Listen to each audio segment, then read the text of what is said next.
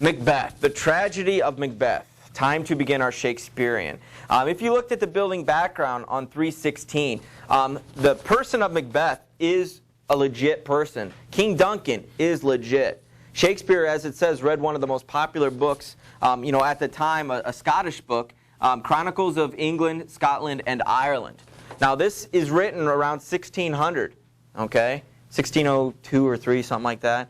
And remember, who is now in charge of England? Well, it's not Elizabeth, because she died, and she doesn't have any heirs and such. It's James I of, remember? Scotland. And so Macbeth is kind of William Shakespeare's, I'm going to write a play for you. Kind of here, we're going to do a play on a Scottish history for our new Scottish king. And we have, in the history, Macbeth and a bunch of noblemen kind of took power because they were dissatisfied with the king. And the king, stopped being king and Macbeth was king. That's the history. That's the fact. What Macbeth did was he, as it said, was interested in the psychology of things, the way people think. And so he kind of flipped it a bit. And he made Duncan, the king, a great person. Everybody loves Duncan. So anybody who overthrows him is a bad villain. And that's what he makes Macbeth turn out to be. Macbeth starts out this heroic individual, but through his wife and through ambition, he's pushed to becoming the villain, along with his wife and the bad guy. And so we get to see his fall. And that's where, when it's a tragedy, it's not going to turn out too good. Romeo and Juliet, was that a happy ending? No. It's called Tragedy of Romeo and Juliet. They tell you in the prologue, in the first paragraph, that these two star-crossed lovers, we know that, through footnotes and such, that these people are going to die. So then when they die at the end, are we surprised? Well, no. Okay, Hamlet, the tragedy of Hamlet. If it's going to be a comedy, they're going to let you know. Okay? But if it's a tragedy, they're going to tell you a tragedy. We have our tragic hero is Macbeth. Well, I thought you said he wasn't a hero. Well, bear with me. The tragedy is that we have this individual who became corrupted and fell. You always need to have a good villain in a play or in a movie, I argue all the time. Because if you don't have that counterpoint to the goodness, or you don't see how good they were before they fell, you really don't have an appreciation for the journey that they went on. And what causes that person, that tragic hero, to fall are what are called tragic flaws. Tragic flaws. And we will see what caused him to fall, and fall pretty fast and from a staggering height. That's why when you watch those movies, those drug trafficking movies, or Scarface or Blow, or any of those other ones where you see people really living it up, really gangster, all this awesome, all this money and girls and cars and blah, blah, blah, blah, blah. Do those ever end good? No, never. They're poor, great, poor, dead, usually. Okay? And that's what's the story. It wouldn't be a great story if, oh yeah, look, I'm the best kingpin ever. The end.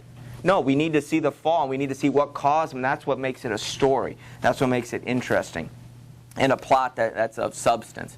If you look on page 318, the cast of characters, this is a page that I always kind of leave my pencil in, or a piece of paper, because as characters are introduced, it's important that you understand who they are.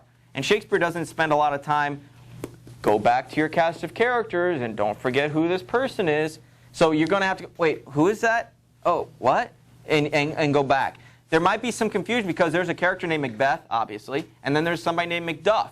And so in scenes when they're together, it's Macbeth talks to Macduff, Macduff talks to Macbeth. You might get confused. Oh yeah, and each of them has a wife, Lady Macbeth, Lady Macduff. So you might get confused if you read Lady Macbeth all the time, then all of a sudden Lady Macduff talks, and you're like, oh wait, that's not Lady Macbeth. You might get confused. I don't think it's challenging, but yet I go through this 8 times a year, so it's a lot easier for me to remember than you guys going through it for your first time. Look at what their roles are. We see Duncan is the King of Scotland. We see his sons, Malcolm and Donalbain. Those characters aren't in this a whole bunch. Malcolm more so at the end, but yet each time they're referenced, you're supposed to know who they are.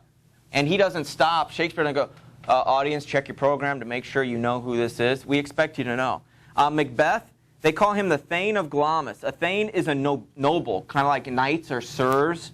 Okay? So a Thane is somebody who is given land, and he's a noble person. And so his title is Thane of Glamis, Thane of Fort Wayne, Thane of Huntertown, Thane of this geographic area. Notice there are several other Thanes. It's important to understand that Macbeth starts at the same point as all of these other people. But we know that he eventually challenges for the king, and we know that he eventually becomes king. But to see where he starts, okay, where he gets to, and then falls, is what makes it so tragic. So we see Macduff is a Thane. We see Banquo is a Thane. Macbeth and Banquo are both Thanes and generals in the army. You see the list there in the middle, all these other things. You don't necessarily need to know all these people, but yet understand they are Thanes. They are equals. And we'll see more examples in a little bit. And then some people who come on once or twice and then are done. The thing with Macbeth, it's set in Scotland, like I said, and it was really a present for King James I. Even though these people are facts, it's still kind of a fictional take on it. It's kind of like historic fiction if you were to ever read books and such like that. The tragic flaws we'll point out as we get going, what happens. Keep an eye on certain things as we read through this. The supernatural, the wicked people that show up. We'll have some witches, with their black cauldron. The number 3 is repeated a lot. We'll talk about motifs and certain themes that come to the forefront throughout. Blood and dreams, and all of these things just keep coming up and from time to time. And it's pretty important to keep an eye on that stuff. Prophecies and having 3 wishes, or things like that. The numbers 3 and the prophecies and the wishes coming true, things like that will come into play as we get going over time. But also think back to the fate, destiny. Remember the word weird from the Anglo-Saxon era? That means fate and destiny. If it's meant to be, it's meant to be. And that's really going to come to fruition here in the second and third act when the ball really starts to get rolling. I'd like to just start us off today with Act 1, Scene 1. We won't get too far today, and that's totally fine. I just want to kind of get the ball rolling and get us thinking about this stuff. Remember, it is always a play. Okay? This is the script given to people to act. Shakespeare is the most produced playwright in the world every year. People still do it. It's still a moneymaker. People still are challenged by it. The stories, the characters, the struggle, the fights, the love, all of this stuff. And it's still pretty popular. If you look at the top of Scene 1, notice it's very important they give you in bold the locations. You've got to follow, because there will be times where it's going to jump from Scotland to London to the battlefield. And if you don't look at those, you're going to be lost for a while. Maybe you'll go, oh, this doesn't sound right, and then you double check. Notice the scene directions. So-and-so enters, so-and-so exits. It's important because we have monologues, but then we have soliloquies. Soliloquies are when nobody else is on stage, and they're by themselves. How do you know if somebody's not on stage? Well, it's going to tell you people exited, or they're alone, that type of thing. So as you're reading this, picture in a theater with a stage and people coming on, coming off. That's the best way, I think, that I can explain to understand this as we go. There are links on Moodle that we will not go through in class, but some video clips, some of plays and some of films. Spend some time looking at those. See if your vision in your head, reflected what you saw there.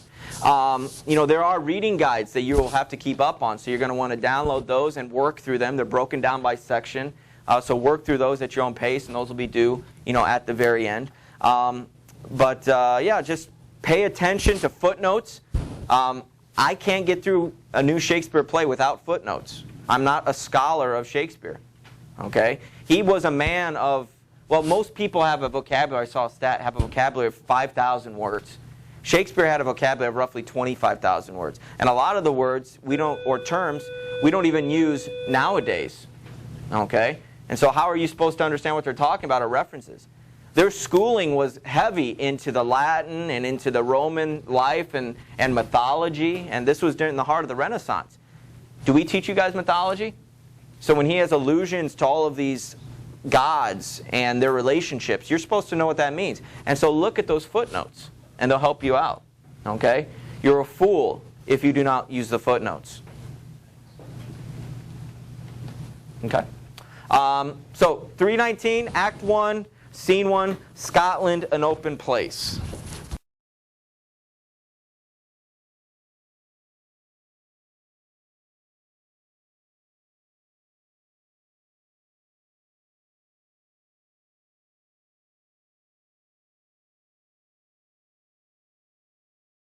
Okay, so a very weird scene to start it off. The witches speak in a weird way. They kind of call it double talk because they kind of counter what they say at times, and we'll see more examples later. But they do speak different than what the rest of the play is. I also wanted to say, I forgot to mention earlier, that I have no problem with you guys looking at No Fear Shakespeare from time to time to to see what happens. There will be times where we don't read this stuff in class and you have to finish it. My advice to you is read this.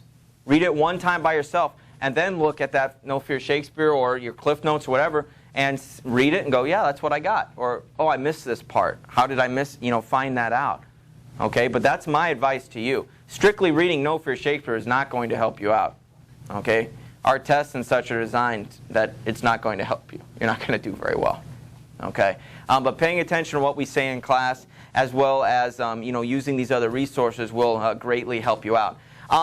So the witches are there to establish this supernatural presence.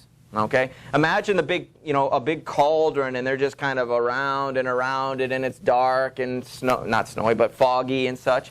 And right off the bat, when are we going to meet again? When shall we three meet again? In thunder, lightning, or in rain? Oh, when the hurly-burly's done, when the battle's lost and won. Well, how can a battle be lost and won? Well, I guess one side would win, right? And one side would lose. And so what they say is, when are we going to meet again?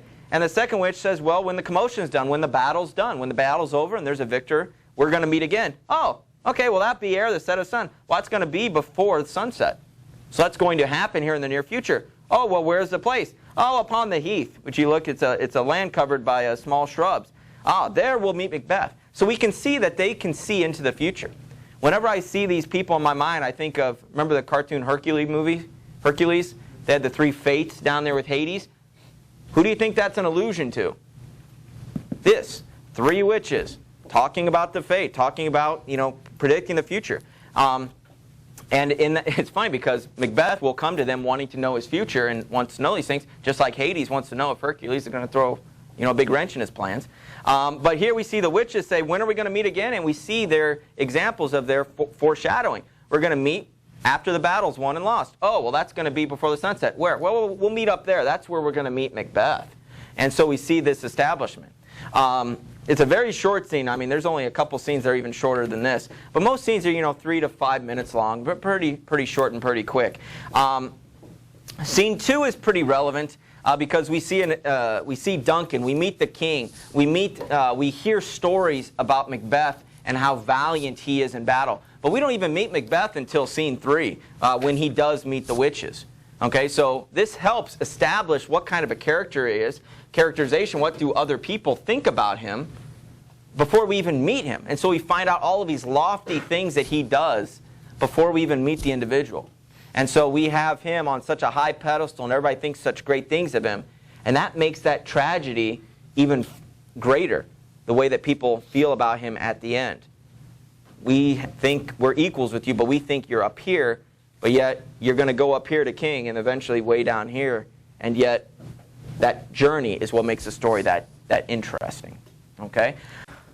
Scene 2. A military camp near Forres, which is a town about 100 miles north of Edinburgh in Scotland.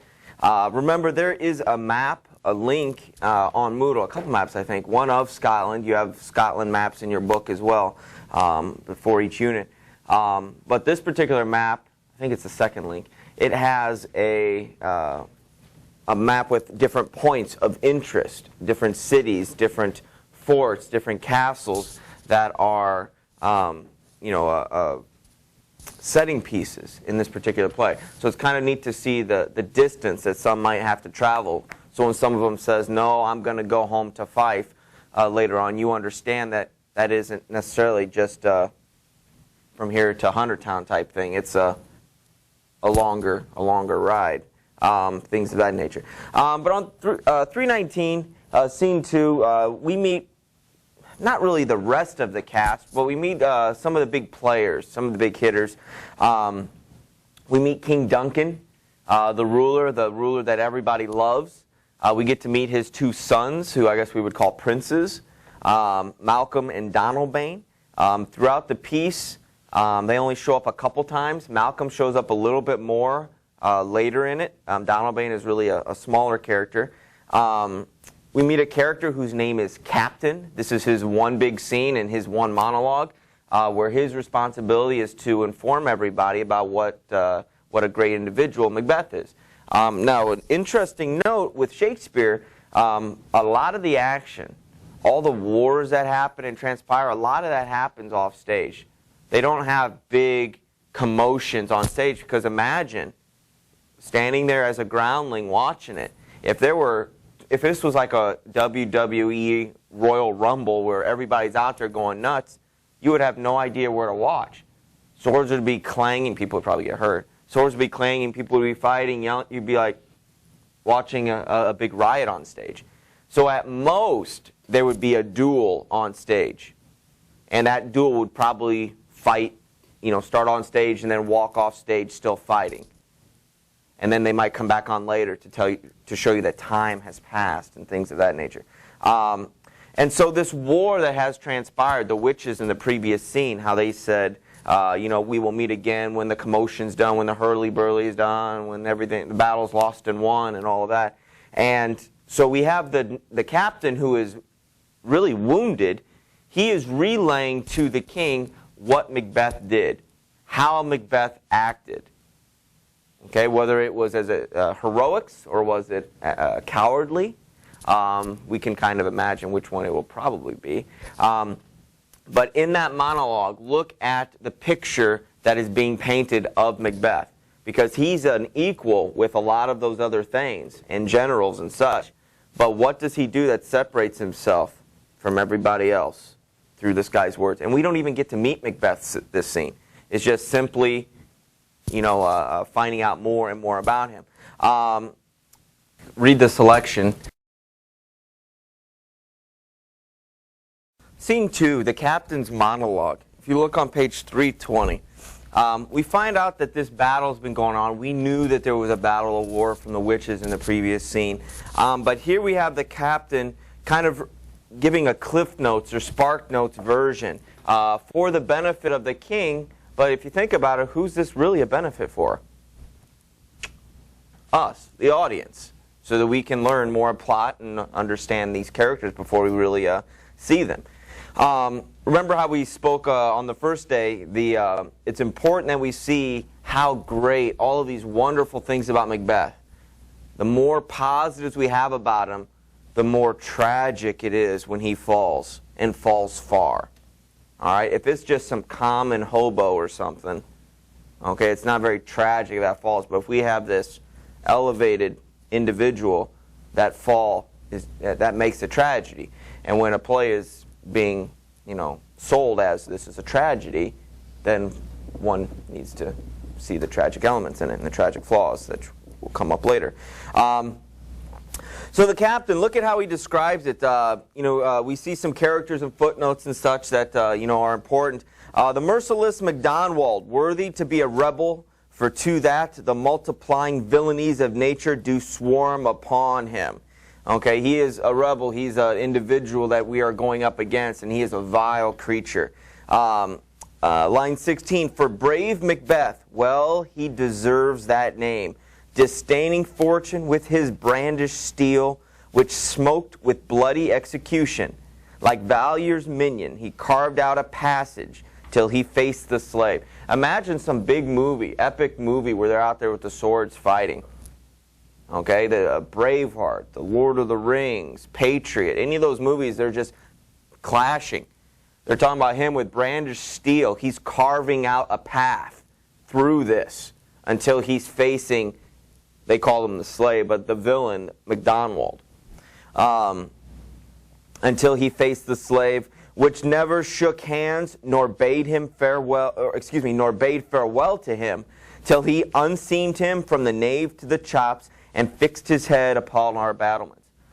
So think about it. This is We have one of these head villains. Big battle's going on. Macbeth is brave. He fought through. His blade smoked with bloody execution. And you imagine what that looked like. What his sword looked like, what they're looking like after all of his fighting. And he just fights. He's facing the guy. He didn't say goodbye. He didn't wish him good luck. He didn't say, may the best man win. He sliced him up, killed him, took his head, and put it on our battlements, put him as a trophy. Okay, so are we picturing the violence, okay, that's going on? King, oh, valiant cousin, worthy gentleman. He's not speaking about the captain. Well, I guess you could say that he's proud of the thank you, captain, for sharing. But he's like, wow, what an amazing guy this Macbeth is. Awesome. Awesome.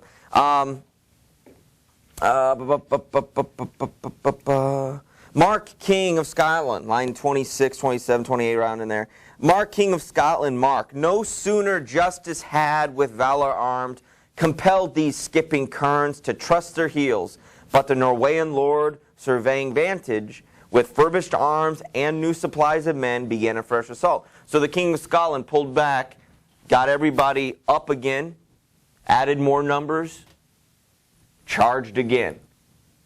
Okay, so when you think they were retreating, they pulled back, and then they come back. Okay, so there was a second battle.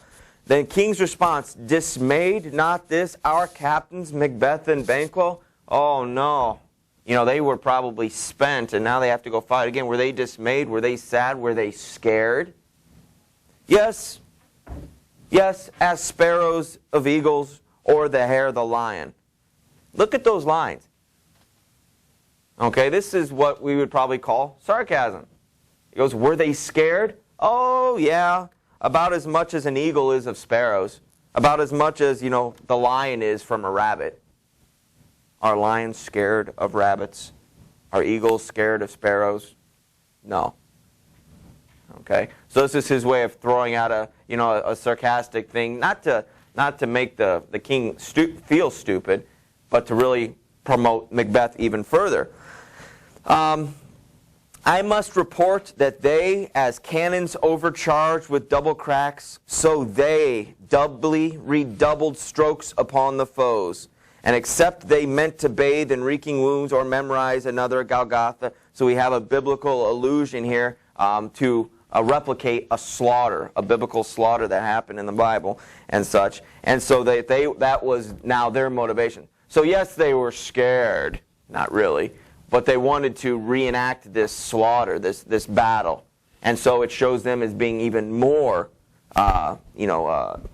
motivated, I guess you could say, to have the battle commence. Good.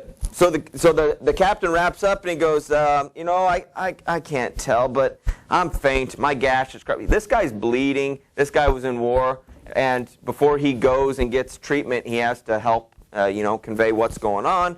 And so the king goes, good. Go and surgeons help him. Thank you very much for your effort. We have another Thane come in. Okay, the worthy Thane of Ross, who will be referred to as Ross. He shows up during key moments throughout this play.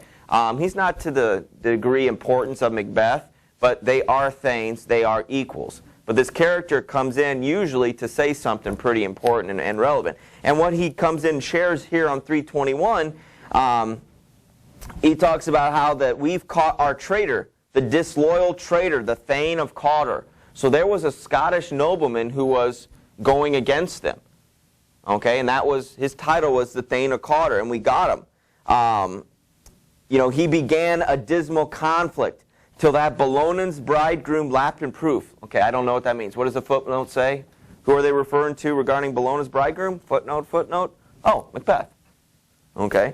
Until Macbeth confronted him, and then point against point, rebellious arm against arm, curbing his lavish spirit, and to conclude, the victory fell on us. So we won, and we took down the traitor. Okay, we took down the traitor. So the king's great happiness. Ross, talking about how, this was interesting here, that, that now Sveno, the Norway's king, he craves composition, nor would we deign him burial of his men. So we wouldn't allow him to go to the field and pull back his men and bury them and all that until we got some money from them, until we got some victory and some satisfaction and such. The king's response here: no more that Thane of Cawdor shall deceive our bosom interest. So no longer will this man be one of us and be this noble person. He goes, go, pronounce his present death, because what usually happens with traitors? Well, especially back then probably, dead. So go pronounce his present death, and with his former title greet Macbeth. I'll see it done. What he hath lost, noble Macbeth has won. So Macbeth is going to earn a title, the Thane of Cawdor. Okay? So they're going to take that nobility, take that name and honor from the traitor, and they're going to give it to Macbeth. So go find him, okay, and present this to him, and greet Macbeth when you find him. And so he goes, okay, I'll do that. But remember, Macbeth is already somebody. Remember, if you go back to the cast of characters on the previous page, it says that Macbeth is the Thane of Glamis. Okay? So that's his name. So if anybody ever says, ho, Thane of Glamis, they're talking about Macbeth. Thane of Cawdor, it was a traitor. But now it's going to be Macbeth. Okay? So he earned another title. If he were in the military, he'd earn, a military nowadays, he'd get another stripe on his arm or another, colorful pin, that type of thing. Scene 3 on a heath. We come back. Remember, this is where the witches in scene 1 said, we will meet him where? Oh, we'll meet him on the heath. Oh, well, that's where we're going to meet Macbeth. Yes. Here is where we get to finally meet Macbeth. This scene starts off with the witches talking back and forth, once again, to showcase their supernatural abilities, to showcase their ability to predict the future, their ability to cause havoc and wreak spells upon people, or cast spells upon people and wreak havoc. I guess that would have been better. And as you see, just go ahead and flip it and look on 322. In essence, they're talking about one of them was slighted by a woman, and so they cast a spell on this individual. For the purpose of the plot of the play, it really has no relevance outside of the fact that it shows you how much power these women actually have. So it is important to help develop their characters. But if you're struggling to see, well, why are they casting a spell and a potion on this person? It truly doesn't matter. But look at why they do that to her. And that shows you their vengefulness. That shows you their ability to cast spells and, the dark side type thing. And then we see Macbeth show up on the next page. We meet Banquo. So 2 generals and 2 thanes, 2 equals. They're close individuals. You'd probably call them friends. Okay, and they are returning, after battle. Okay, they don't know anything about what happened on the previous page. The kings talking about, the honoring Macbeth and such. And so we get to see the witches talk to Macbeth and Banquo. I want you to. They're going to tell him something very important. Are you able to figure that out? They tell him 3 things. They tell Banquo some 3 things. See if you can figure out what those three things are, and then how would that impact you if they told you those things.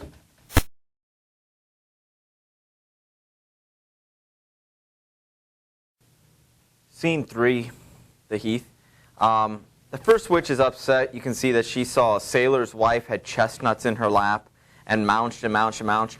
And so when the witch demanded some, or the lady wouldn't share, wouldn't give it to her, so she wasn't being very... She didn't do what the witch wanted her to do. And so she cursed her husband, to be stuck out at sea. And, it shows them being vindictive. It shows them being dark. It shows them having power. And it's that supernatural power. It's just not some perceived power. It's legitimate power, as well as gives some validity to the prophecy that you see in a little bit. Instead of just some rantings of some crazy people, it's people that things tend to come true, the stuff that they say.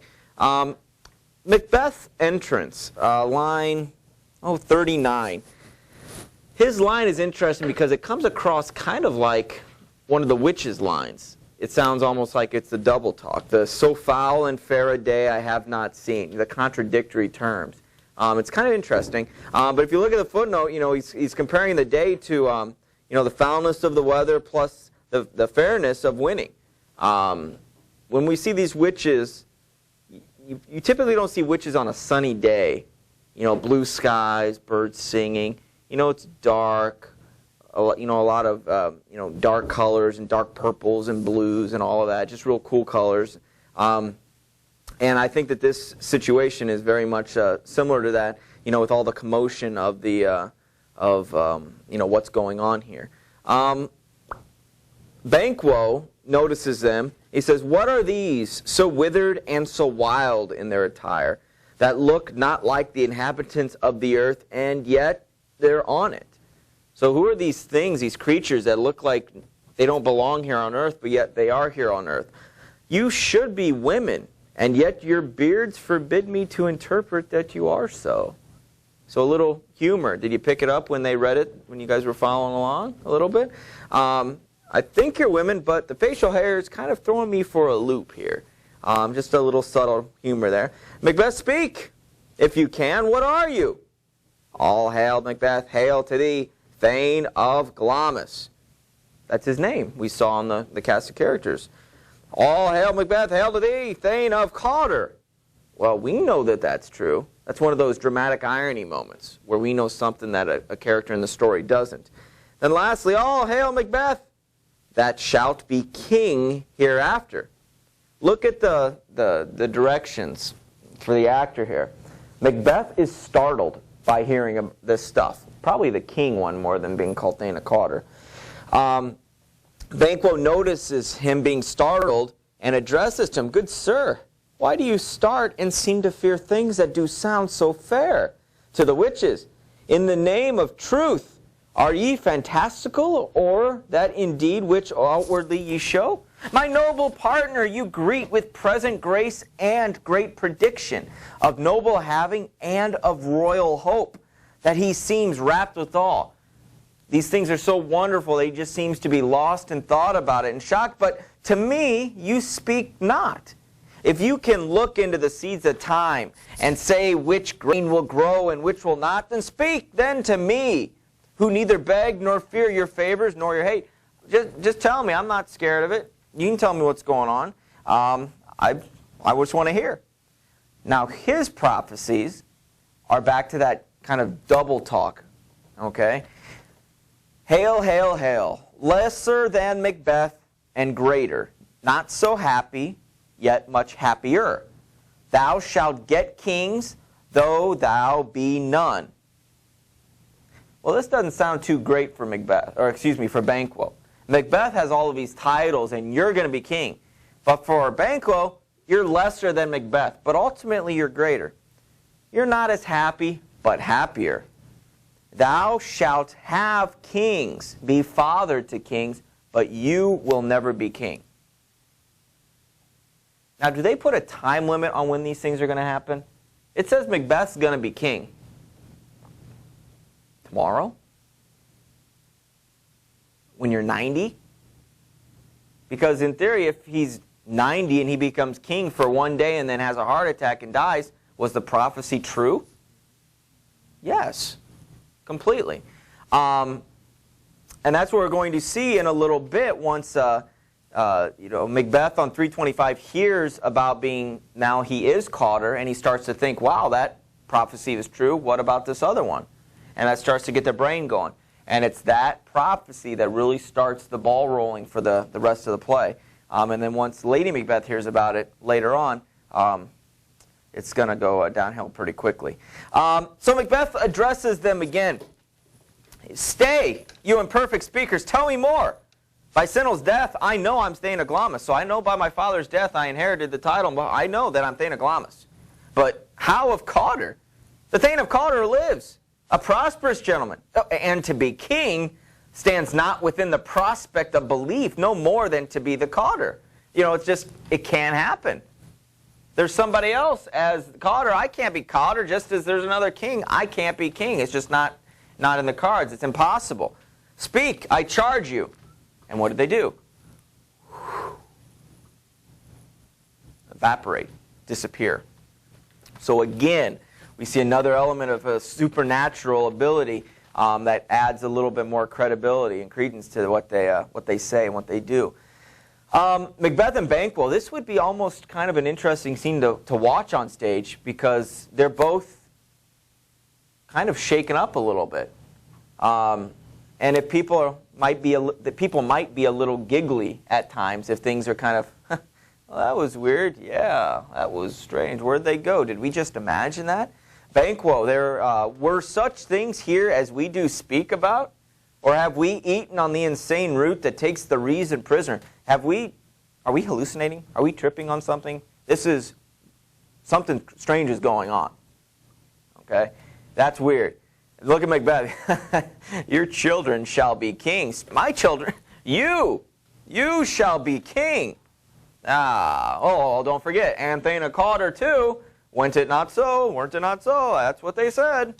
So they're kind of even just comically shrugging it off like that's ridiculous. Okay? And it is ridiculous and stays ridiculous for about another third of a page until we have two people from the king show up. First is the Thane of Ross. Ross will show up from time to time, and he always seems to show up and give about the same amount of dialogue each time of substance. Okay? And you will see him about 4 or 5 different times where he comes in and he's there of importance. And he comes in and just explains about the king and what's been going on, and the king's heard about everything.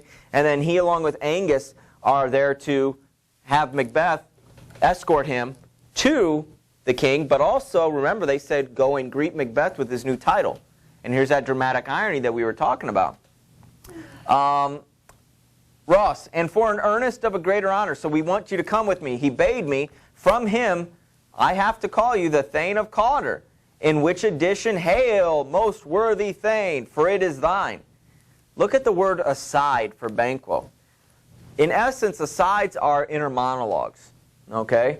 If you were watching actors have inner monologues, it would look like this.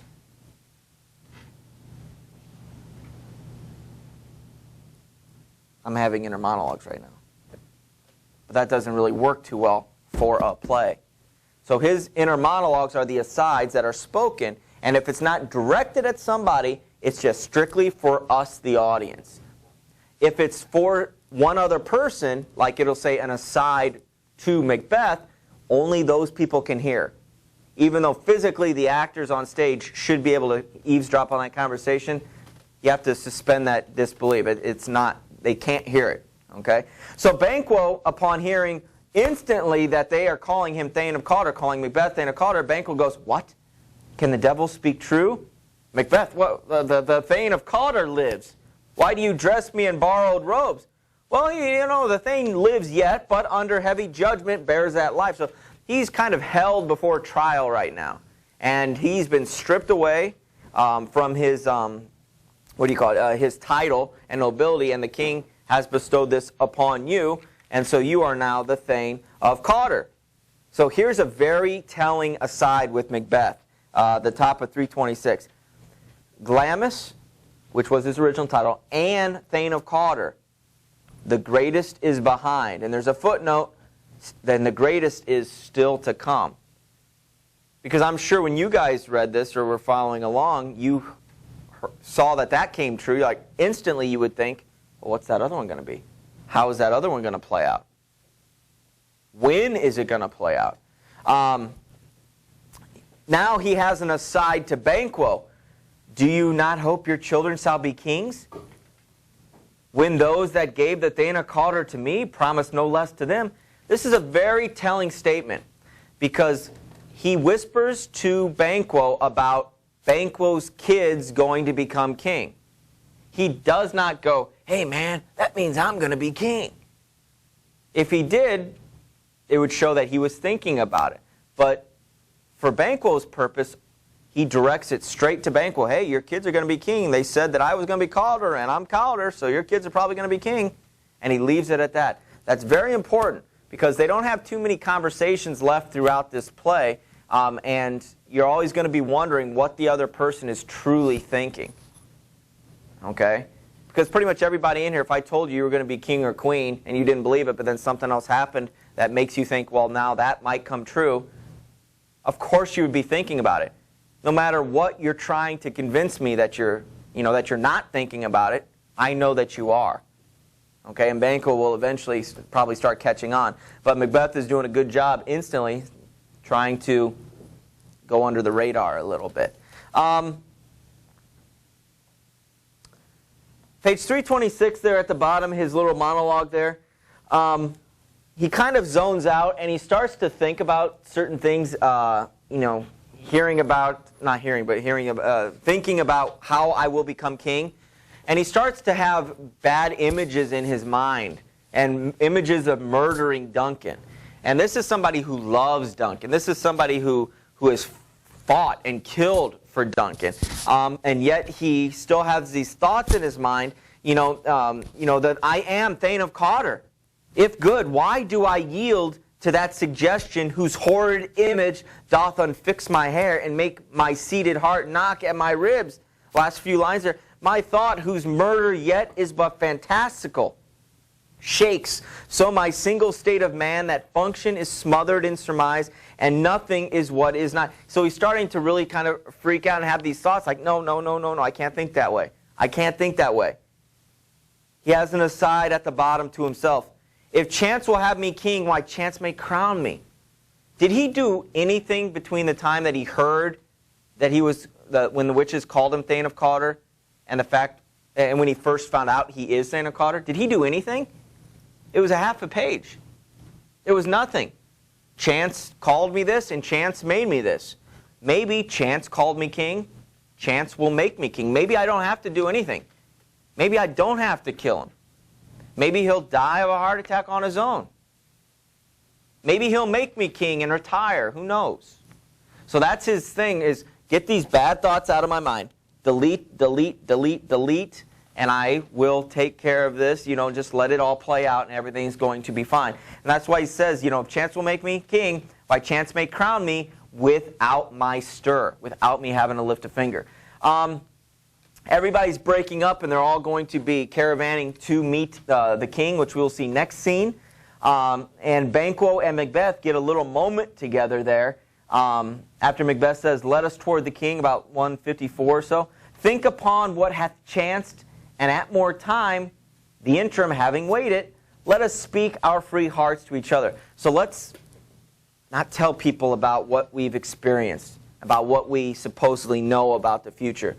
And let's think about what's going on, process and digest it, and when we get some time, we'll get together and talk about it and get a plan and figure out what's going on and see if we are still crazy, like we thought a little bit ago. Good, Banquo said, very gladly, sure. Till then, enough. Come, friends. And they all take off, and then they head to see the king and have a big announcement. But that's in scene 4. Okay. Scene 4, the palace at Forres. If you recall, at the very end of scene 3, Macbeth and Banquo said, when we have time again in the future, let us, let's think about, until that point, let's think about what's transpired. And when we get some time, let's talk to each other. But let's not talk to anybody else about what's going on. And remember, Ross and Angus showed up in order to, present those honors to Macbeth, but also to bring them and say, hey, the king wants to see you. The king wants to congratulate you. The king wants to honor you. The king has an announcement, that type of thing.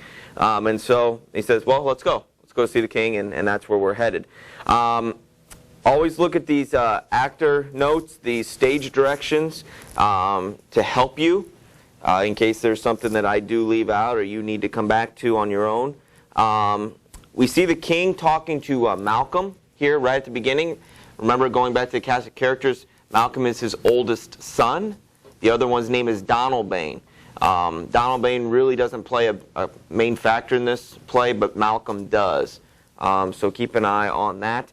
As we go through this, try to pick out what is the big announcement that the king has to make.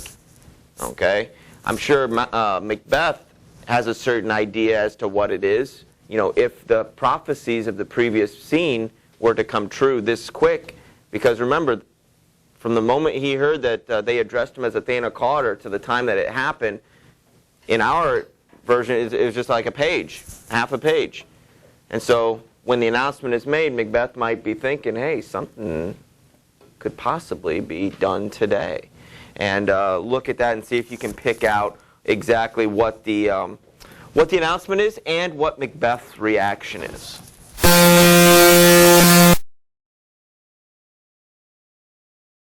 Scene 4.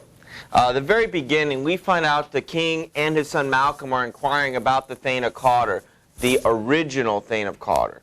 Because from here on out, the Thane of Cawdor is also the Thane of Glamis, is also Macbeth. Okay? And they find out a little bit, and this is an individual we never meet, but we just keep hearing about. Is he dead yet?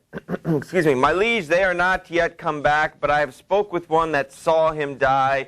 He confessed his treason and implored your highness a deep repentance. So he was, very sorry for what he did and begged for your forgiveness, that he truly wasn't this bad of a person. But, he ultimately did confess and was executed. And the king's lines here at the bottom are just wonderful because you might just skim over them and they don't mean anything. But this is an example where if we were to read this a second time or a third or an eighth time each year, they just pop out like in my mind they're highlighted as we read them and as I hear them. When the king says that there's no art to find the mind's construction in the face, looking at the footnote, there's no way to read a person's thoughts by looking at his or her face. Do you agree with that?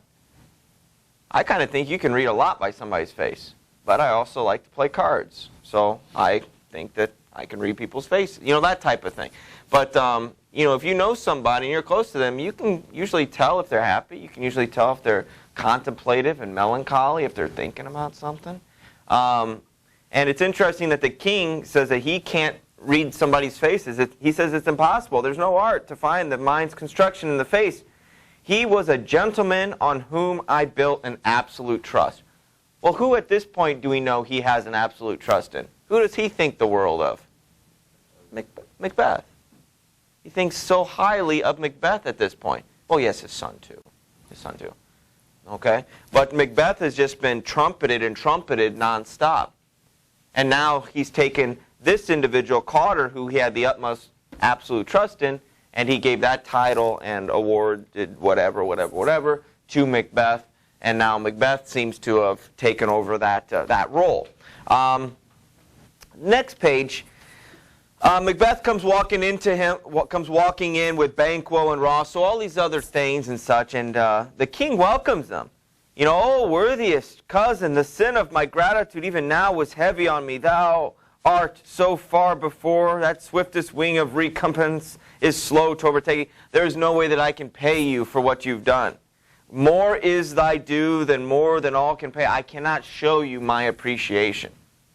You have done wondrous things. So we see him verbalizing directly to Macbeth's face now his true feelings about Macbeth and the loyal servant that he has. And look at Macbeth's response, a very humble response. The service and the loyalty I owe in doing it pays itself.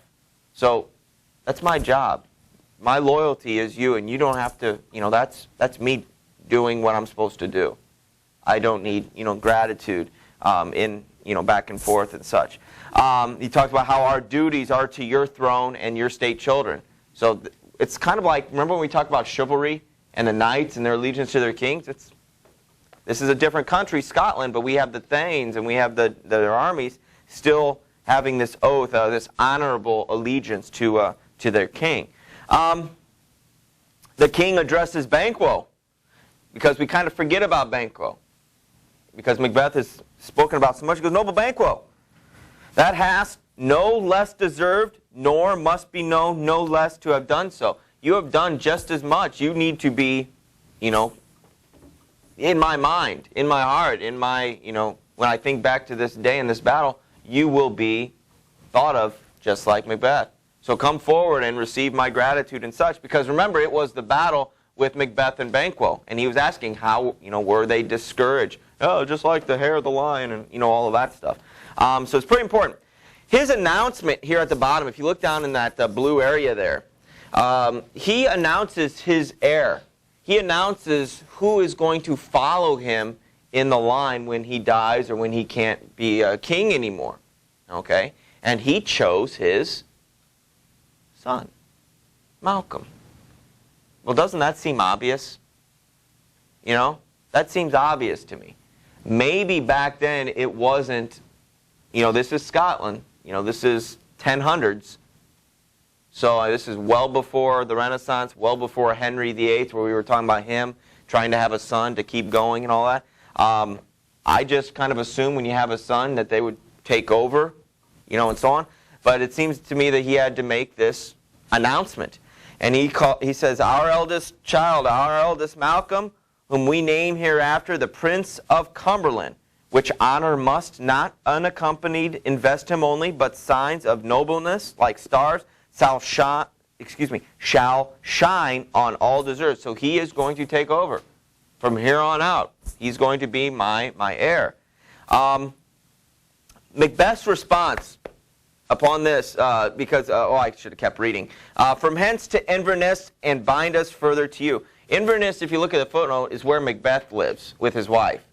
And they are going to go to Macbeth's house for a feast, a banquet, a celebration of the battle, a celebration of Macbeth and Banquo, celebration of now being called the Thane of Cawdor, a celebration maybe even of Malcolm ascending to become the heir. All of these things, a big party. And so immediately after he announces this, Macbeth says, the rest is all labor which is not for you. So I'm going to ride ahead and get the house ready and let my wife know there's no use of you coming right now because we have to clean up, get everything ready because, hey, the king's coming. That's a big deal. Okay? And in his mind, and the king responds, my worthy Cawdor, but look at his aside on the next page, Macbeth. The Prince of Cumberland. That is a step on which I must fall down or else o'erleap, for in my way it lies. Stars, hide your fires. Let not light see my black and deep desires. So the Prince of Cumberland, that's a step that I must fall down or get, it's an obstacle now. It's somebody that's in my way. Because should something happen to the king, Macbeth isn't the next choice. Not that Macbeth would have been the next choice, but he was the popular person at that time. Is this making sense now? And so now that there's an heir, it's like, okay, well, I want to get to be the king, but now somebody's here, and so I have to get them out of the way or overleap them somehow in order to become king. You see how that's playing out? I got to jump over them.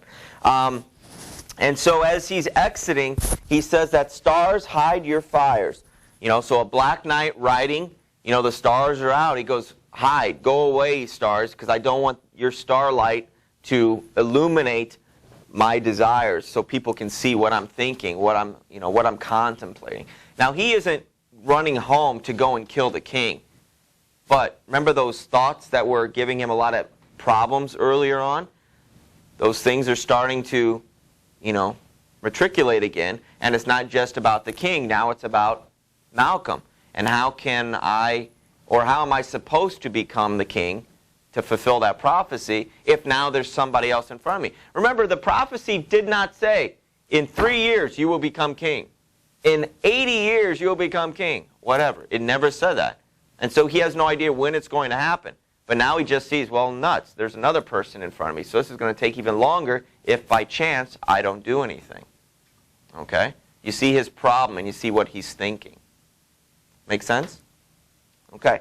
And so the king, he mentions there at the end, okay, well, let's go. True, worthy Bankman. He's full, so valiant. He's a great guy. That Macbeth is awesome. All right, everybody, let's just we'll start heading in that direction, but Macbeth will go flying like, Pony Express to get home. And the king will slowly come after him. And he says, it is a peerless kinsman. Without equal is Macbeth. He is just the wonderful individual, so humble and so loyal and all of these things. Scene 5, the castle at Inverness. So we teleport to Macbeth's house. Okay, Lady Macbeth, this is her big introduction, one of her big scenes. She has a couple big scenes actually in this act. But this is her first. This is actually one of the monologues that can be chosen. I don't know if it's 6 or 7. Can anybody recognize it right away? 6 or 7? It's 7, okay? Number 7, it starts off, if you look at the quotes, she's reading a letter. Macbeth has written her a letter, okay, kind of updating her as to what's been transpiring, what's been happening. So if you look around line 14 or so, when the quote ends, now we get to see what Lady Macbeth is like. And I've been setting her up to you before that, in essence, she's the villain of this particular piece. It's very important to kind of paint a picture as to, the things she says and the things she does and the way she manipulates Macbeth. She is such a strong character. Okay? It's important that we understand and we see that because her character changes throughout this piece, just like Macbeth's changes. So it's very important that you're able to identify those characteristics, that characterization of Lady Macbeth, and so on.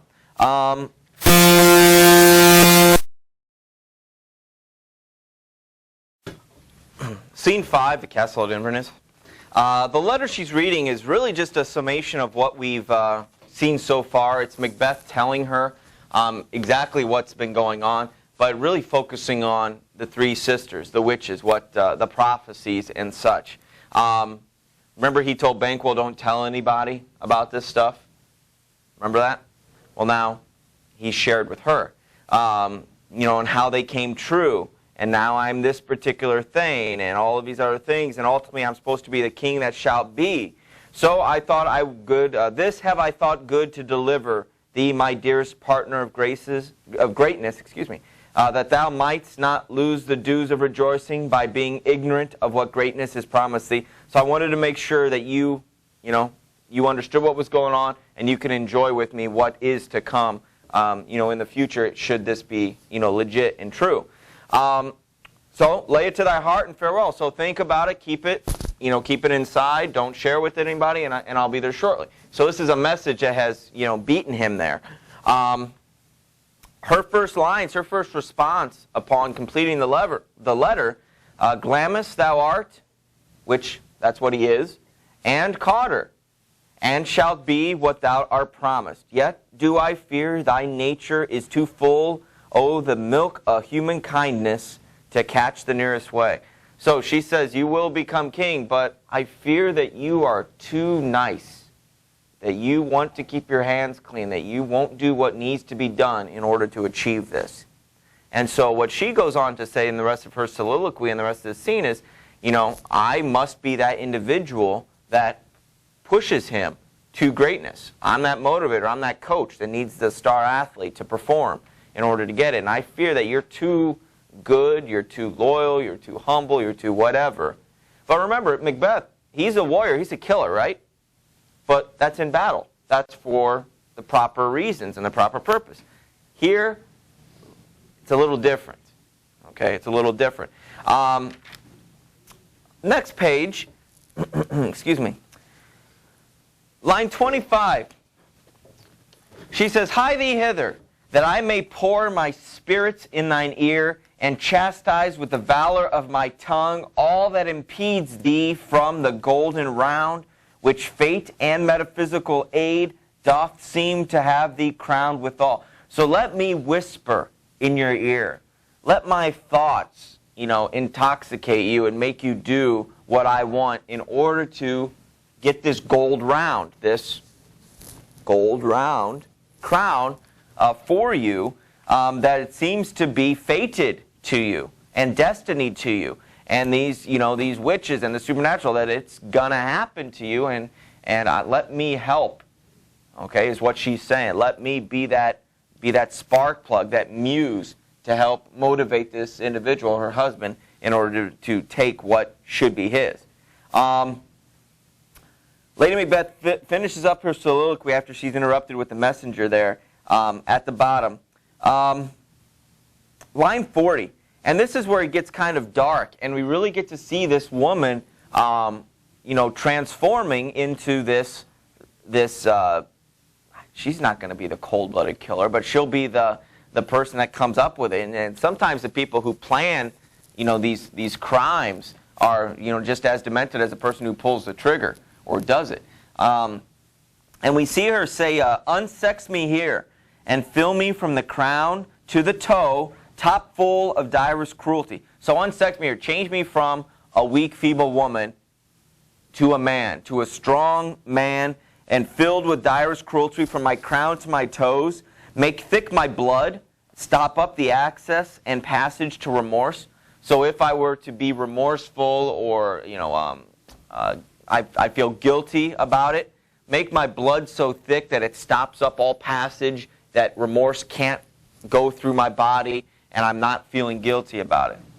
And so she's kind of having an overhaul in order to be, the perfect individual. The perfect individual to motivate Macbeth. Come, here's one. Come to my woman's breasts and take my milk for gall. So take out this milk, and if you think about what is milk, for baby milk nourishment, that's what they need to survive. And before we had, this the powder stuff for them, this was it. Okay, and so this is where they got their nutrients and their sustenance, obviously. But think about what that means about that milk. Okay, it's like gold. It's life. What does she want to be replaced with? Gall. Look at that. It's bile. It's putrid. It's rancid. Okay? All of his gall and death and all of his stuff she wants to be filled with. She doesn't want to be that nurturing woman who's there to provide life for some infant. She wants to be that person who is very cruel and focused in helping her husband achieve the goal. So a very strong and determined woman character here. Yeah, the purple down here, a little bit more even darkness. Come thick night, and pall thee in the dunnest smoke of hell, that my keen knife see not the wound it makes, nor heaven peep through the blanket of the dark to cry, hold, hold. So let, heaven and angels and such, be darkened and blocked out from seeing what happens down here, and so that we are not stopped from doing what needs to be done. Macbeth enters. Great Glamis, worthy Calder, greater than both, by the all hail hereafter. So you are going to be king. These things are going to be great. My dearest love, Duncan comes here tonight. Oh, and when does he go? When goes hence? Tomorrow, whenever he wants, as he purposes. Oh, never shall sun that morrow see. So when he goes to bed tonight, is he going to wake up tomorrow? No. So he will die tonight. She's been thinking. Okay, she's the brains in this. Oh, never shall sun that morrow see. Your face, my Thane, is as a book where men may read strange matters, to beguile the time. Look like the time, bear welcome in your eye. Your hand, your tongue, look like the innocent flower, but be the serpent under it. He that's coming must be provided for, and you shall put this night's great business into my dispatch. He goes on, we will speak further. Lady Macbeth, only look up clear. To alter favor ever is to fear. Leave all the rest to me. So you need to go and be the good host. You need to be the good Macbeth. Okay? Your face is like a book that people can see. So you must have this, like playing cards, you must have a poker face that nobody can tell what you're thinking, whether you have a good hand or whether you're bluffing. Okay? You need to go and think. Do not be sad. Do not be thinking about what's going to happen. Leave all of that to me. Be good in shaking. Be good thoughts. Don't worry about anything. Leave everything to me. So without her, Macbeth probably wouldn't, be ready to go and do this deed tonight. So she's going to be coming up with the master plan. Okay? Scene 6. Outside the castle of Inverness, a very short scene. This is just outside the doors. Banquo and the king are arriving. There's really just one main thing I want you to focus on, and it's Banquo kind of mentioning something about a bird to the king and what that symbolizes. See if you understand it and if it's of some sort of interest.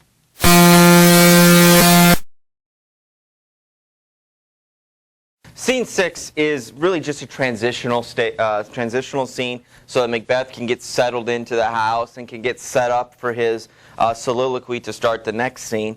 But Banquo, look at where he's talking to the king about the bird. This guest of summer, the temple-haunting martlet, does approve by his loved mansionry that the heaven's breath smells wooingly here. No jutty, frieze, buttress, nor cone of vantage, but this bird hath made his pendant bed and procreant cradle. Where they most breed and haunt, I have observed the air is delicate. So look at the footnotes, because that's kind of difficult to chew up all that. It talks about that the bird often nests in churches, and it proves by building its nest here that the place is heavenly. So, oh, king, things are wonderful, things are going, oh, look at the bird here at Macbeth's place. This bird is associated with churches and heavenly and positive things. Do you see what we know, that dramatic irony again? Because on the other side of the door, what are they plotting? Is murder and death. Okay? So this is a great example of that dramatic irony again, where we know something that they don't. Lady Macbeth comes out, and welcomes, everything here is for you, blah, blah, blah. Where's the Thane of Cotter? He's inside. Well, let's go, give me your hand and conduct me, and let's go in and let's have this celebration and let's see Macbeth. Like I said, a real short transitional. The main thing you wanted to see was that Banquo, talking about that bird, because it just really shows you that the king and Banquo and all of their followers, they have no idea what's being planned inside and what ultimately is going to happen. Scene 7. Inside, so we are at the castle of Inverness now. Macbeth is having a soliloquy. Remember, these are inner monologues, inner thoughts that, as an actor, they've got to come out. Look at the description. He's playing through what has to happen.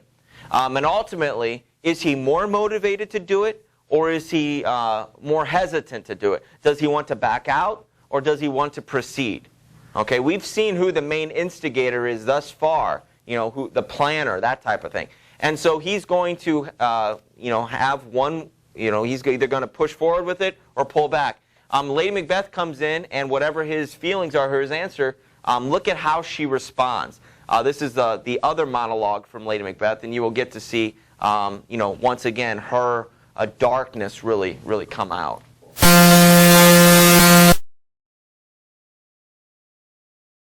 Scene 7.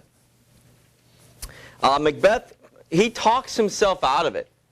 Okay, he says we won't do this, and it isn't until Lady Macbeth really calls him a coward and a woman, in essence, that she's able to get him back on track and explain the plan. But he tries to rationalize it and reason it in his mind, like, maybe I can do this. But Duncan's a good guy. Duncan's a great king. There's no reason to do it other than his ambition. Okay? He can't say, well, he's really a horrible king, so I'm really doing a better service. He can't do that. In fact, if you look around, there's a footnote right in the middle. If the assassination could trammel up the consequence and catch with his surcease success, but this blow might be the be-all and end-all here. But here upon this bank and shoal of time, we jump the life to come. So he goes, if you look at the footnote, if my repercussions were the consequences were done here, everything was fine here. If I could do this without any consequences on earth, meaning I don't have to deal with everybody looking at me, calling me traitor, all that stuff, I'll deal with the afterlife. So however I have to pay for my sins or whatever in the afterlife, whatever the belief system was, I'll pay for that in the afterlife. But if I could guarantee not have any problems down here afterwards, then I'd do it.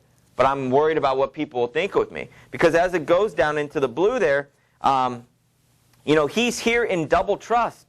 First, as I am his kinsman and his subject, strong both against the deed. Then as his host, who should be against his murderer, I should shut the door on that, not bear the knife myself. So I'm here to protect him. He's here as my guest, but I should also keep the murderers out and protect him, not be the one to actually murder him. Plus, they've thought such greatness of me later. He has borne his faculty so meek, hath been so clear in his great office, that his virtues will plead like angels' trumpet tongue. So he's been such a great leader that if I kill him, it'll just make him even that much more popular. If only he were rotten and only a bad politician or something, then I could be positive. But there's no reason to kill him. And a great line on 25, I have no spur to prick the sides of my intention, but only vaulting ambition. So I just can't do it. There is no reason to kill him other than my ambition, my selfishness. And him being the good guy that he is and the noble person, he says, I'm not going to do it. So Lady Macbeth comes in. Macbeth says, we will proceed no further in this business. He hath honored me of late, and I have bought golden opinion from all sorts of people. We're not going to do this. What? Were you drunk when you got dressed? Have you slept? Did you forget what we talked about a little while ago? Don't think about it. I will take care of it. Art thou afraid? What's going on? Prithee, peace. I dare do all that may become a man. Who dares do more is none. So she's calling him, you're not a man. He goes, oh, nobody's more of a man than me. Woman, please, is what he's saying. Here's where she goes off, and this is the other monologue. Okay, fine. Well, what beast, what man were you then to make that made you break this enterprise to me? Why did you change? What happened? Were you scared? Did somebody threaten you? You break this enterprise to me. When you durst do it, when you did it before, then you were a man. And to be more than you were, you would be so much more. So if you did that, you'd be even more of a man. You'd be king. Look at all of these things you could do. The very bottom, and this is where we get to see a lot about her. I have given suck, and know how tender 'tis to love the babe that milks me. So they've had a child, and she knows that bond that a woman has, when that baby is breastfeeding, and that baby is smiling up at the mom, and they're just staring at each other, and they have that bond and that connection. So I know how tender 'tis to love the babe that milks me. I would, while it was smiling in my face, have plucked my nipple from his boneless gums and dashed the brains out, had I so sworn as you have done to this. So if I had sworn to do all of that stuff, I'd have done it. I wouldn't have sworn to do it and then, I'm scared, I'm worried, and then back out of it. You coward. His response, well, what if we fail? You can almost imagine him whining about it. Fail? Screw your courage to the sticking place and we won't fail. So man up and we'll get this done. Okay, here's my plan. Here's my plan. We're going to get his chamberlains drunk tonight. When they pass out, we'll take their daggers, go in and kill the king, go back and smear the blood on them and leave the daggers there, and they'll be so drunk and hungover when they wake up. What happened? It's not CSI, guys. We can't go and fingerprint them. There's no surveillance camera. You think that plan would work? Yeah. They framed these people and they were caught, what? Red-handed. All that blood. Okay, so that's a great plan. Look at Macbeth's response to this. Bring forth men, children only. Because you're more manly than I am, lady. Okay, your determination, your mind's just working on, back and forth.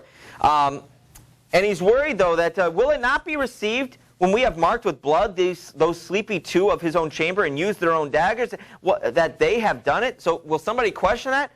Well, who would receive it otherwise? Who would question it? We shall make our greaves and clamor roar upon us. So when it's announced, we'll be, oh, woe is me. They will blend in with everybody else. So we will be acting. So this is like a plan that's going to work as long as everybody does what they say they're going to do. So Macbeth says, I am settled. So she's convinced him. Okay, she's gotten him back on track. I am settled and bend up each corporal agent to this terrible feat. Away and mock the time with fairest show. False face must hide what the false heart doth know. So we must be projecting a false face and a false heart. Does that make sense? And so he talked himself out of it. But his wife is such the motivator that she has gotten him, exactly where she wants him in order to take down the king, which will happen next act.